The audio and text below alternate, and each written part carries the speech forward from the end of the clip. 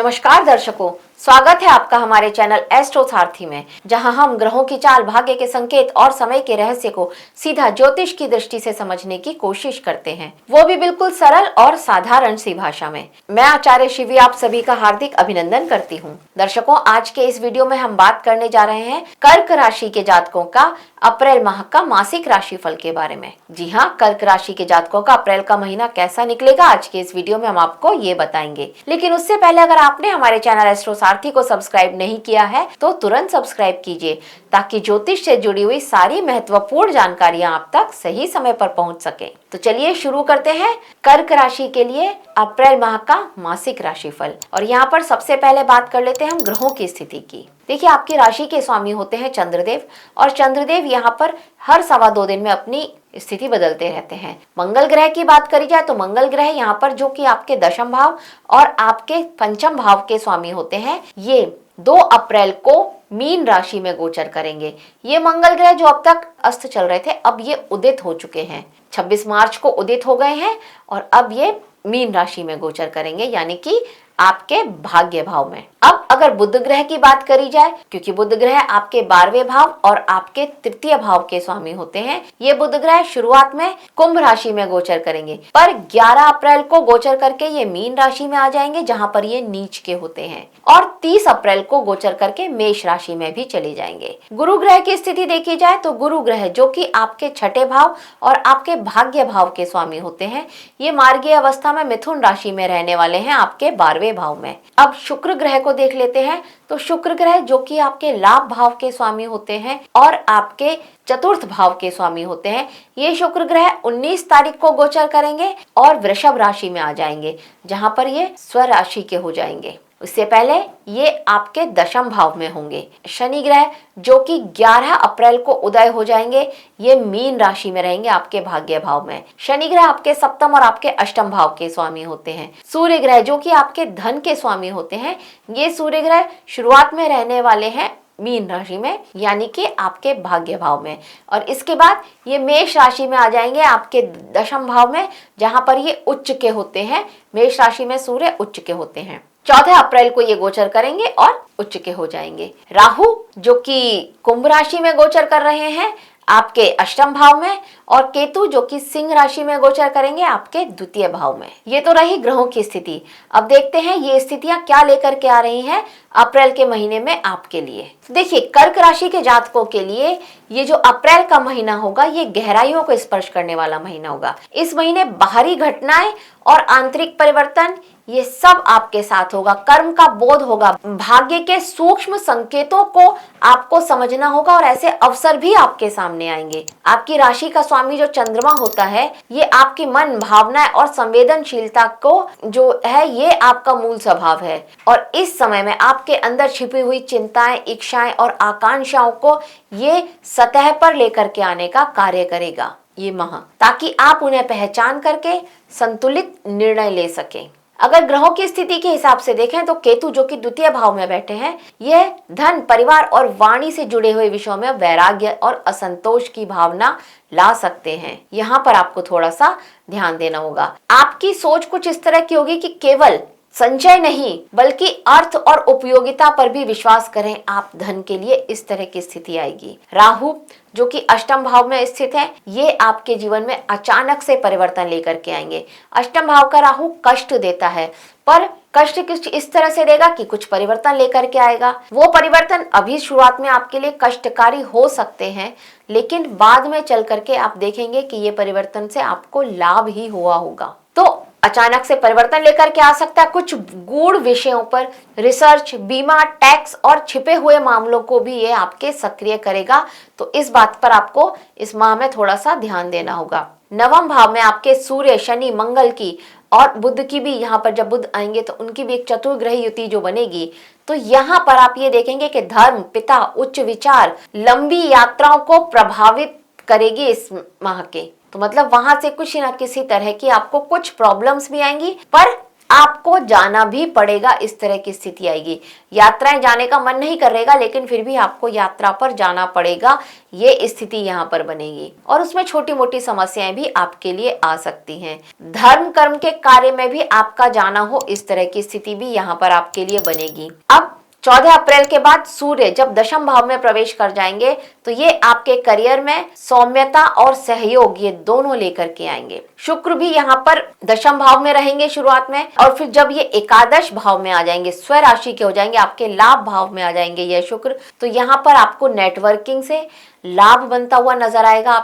आपके आय के अवसर भी बढ़ेंगे। आपने कहीं निवेश किया था, वह निवेश भी यहाँ पर बढ़ता हुआ नजर आएगा। और अगर गुरु ग्रह की बात करी जाए तो गुरु ग्रह जो कि आपके 12वें भाव में बैठे हैं, ये आध्यात्म की ओर झुकाव बढ़ाएंगे। खर्च, परोपकार, इस तरह की प्रवृत्ति को ये आपके बल मिलेगा इस समय में। अब देखते हैं ग्रहों की इस स्थिति का आपके जीवन के विभिन्न क्षेत्रों पर क्या प्रभाव पड़ रहा है, थोड़ा डिटेल में जानते हैं। जैसे कि आपके करियर की क्या स्थिति रहेगी, तो देखिए ये महीना में आपका करियर धीरे धीरे प्रगति पकड़ेगा। आरंभ में कुछ कंफ्यूजन यहाँ पर रह सकता है, किसी वरिष्ठ अधिकारी से, किसी सीनियर से आपके ऑफिस में आपके विचार ना मिले, इस तरह की स्थिति होगी, बल्कि एक छोटा मोटा वहां पर झगड़ा भी हो जाए उनसे, इस तरह की स्थिति भी हो सकती है।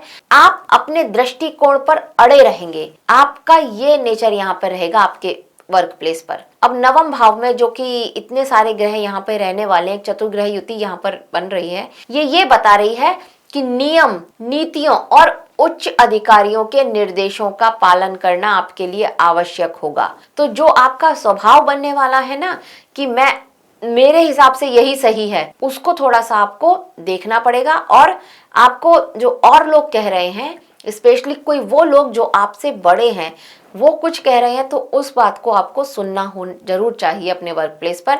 इस बात का आपको ध्यान देना होगा। अब 14 अप्रैल के बाद जब ये सूर्य आपके दशम भाव में आ जाएंगे तो यहाँ पर आप ये देखेंगे कि जो अगर आपने उनकी बात को सुना है तो और मेहनत करी है उनकी बात को सुन करके, तो आपकी मेहनत सबकी नजर में आएगी और एक अच्छा परिणाम आपको मिलेगा। बॉस के साथ एप्रिसिएशन भी यहाँ पर आपको मिल सकता है।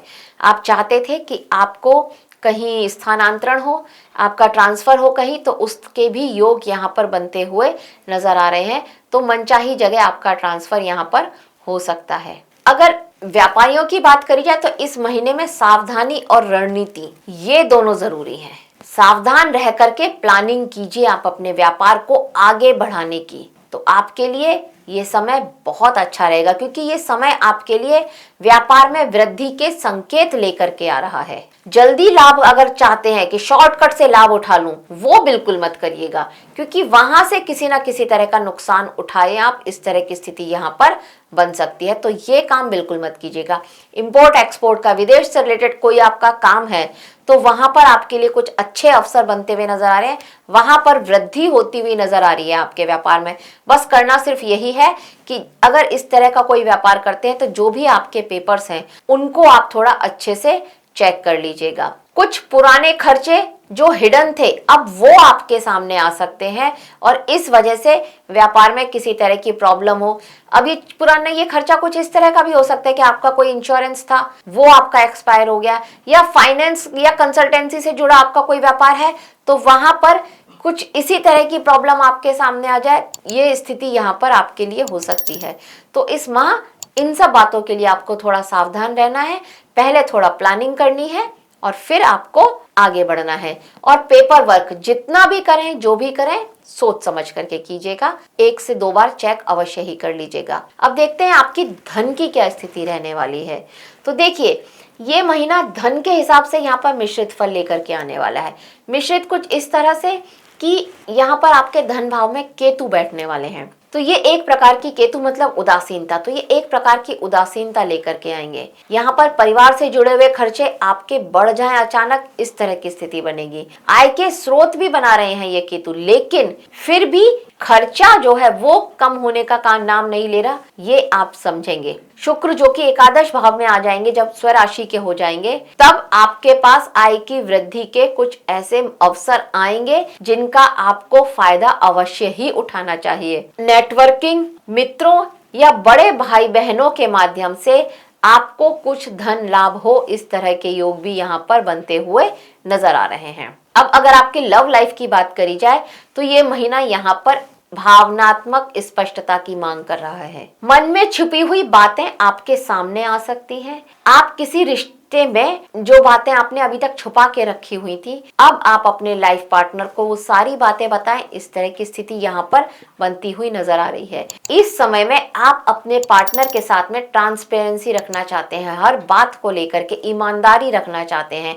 ये कुछ ऐसी स्थिति होगी। अगर आप सिंगल हैं तो नए संबंधों की भी संभावना है, लेकिन गहरे और रहस्यमय स्वभाव के कारण आपके यहाँ पर किसी ना किसी तरह की प्रॉब्लम्स आ सकती है। तो हम आपको ये कहेंगे कि वादा कोई ना करें। पहले अगर आप किसी नए संबंध में जा रहे हैं तो सोच समझ लें, वादा अभी से कोई ना करें तो आपके लिए बहुत श्रेष्ठ रहेगा। अब अगर विवाहित लोगों की बात करी जाए तो ये महीना धैर्य और समझ का है आपके लिए। शनि जो कि आपके सप्तम भाव के स्वामी हैं, जीवन साथी के भाव के स्वामी हैं, यह शनि भाग्य भाव में बैठे हैं और इनके साथ सूर्य, मंगल और बुध की भी यहाँ पर युति बनेगी। तो जीवन साथी के भाग्य से आपके कुछ काम आपके बन जाए, जीवन साथी की वजह से आपका कोई बड़ा काम बन जाए जो बहुत समय से अटका हुआ था, इस तरह के योग यहाँ पर बन रहे हैं। जीवन साथी के नाम से कुछ निवेश किया हुआ था तो वहां से भी वृद्धि के संकेत यहाँ पर मिलते हुए नजर आ रहे हैं। लेकिन इन सब के बावजूद भी ये समय आप अपने जीवन साथी के साथ भावनात्मक रूप से थोड़ा अलग थलग महसूस करेंगे। ऐसा होगा, आपके मन में ये विचार आएंगे कि मैं जो कहना चाहता हूँ वो मेरा पार्टनर समझना नहीं चाहता, कुछ इस तरह की स्थिति रहेगी। तो इस बात को आपको थोड़ा सा ध्यान में देना होगा। हाँ, जीवन साथी के स्वास्थ्य का ध्यान अवश्य ही रखिएगा आप इस माह। वो किसी तरह के मानसिक तनाव से गुजर सकते हैं।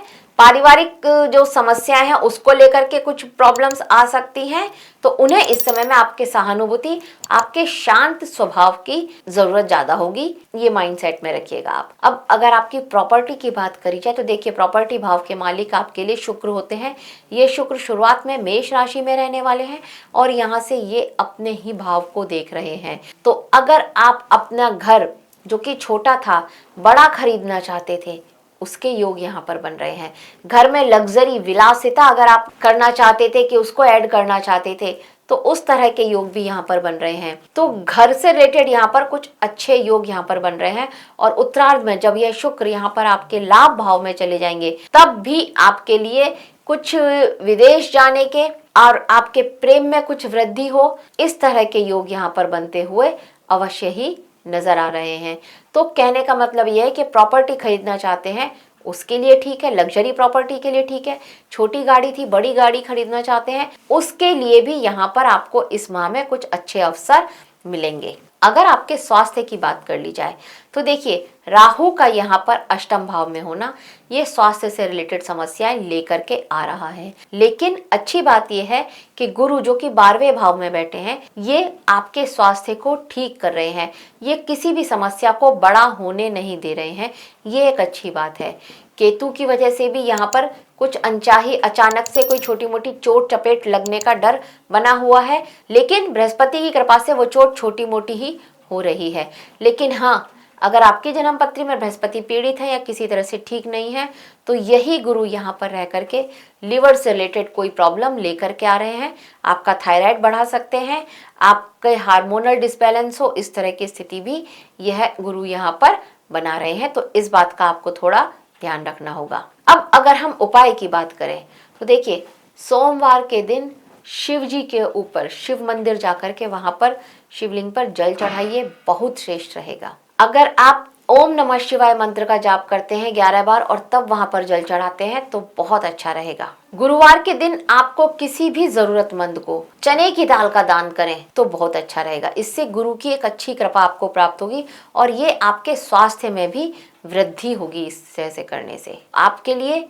ये माह कैसा रहने वाला है उसकी हमने आपको जानकारी दी है। आपके लिए आत्मबोध, कर्म सुधार और भावनात्मक मैच्योरिटी वाला महीना रहने वाला है। यदि आप ग्रहों के संकेतों को समझ जाते हैं ना, तो भय नहीं बल्कि विश्वास के साथ आगे बढ़ेंगे इस माह में। तो दर्शकों, यह था अप्रैल का महीना कर्क राशि वालों के लिए कैसा रहेगा, उसकी एक छोटी सी जानकारी हमारी तरफ से आप सभी के लिए। आशा करते हैं आपको हमारे द्वारा दी गई यह जानकारी अच्छी लगी होगी। अगर अच्छी लगी है तो हमारे वीडियो को लाइक करें, शेयर करें और हमारे चैनल एस्ट्रो सारथी को सब्सक्राइब करना ना भूलें। धन्यवाद।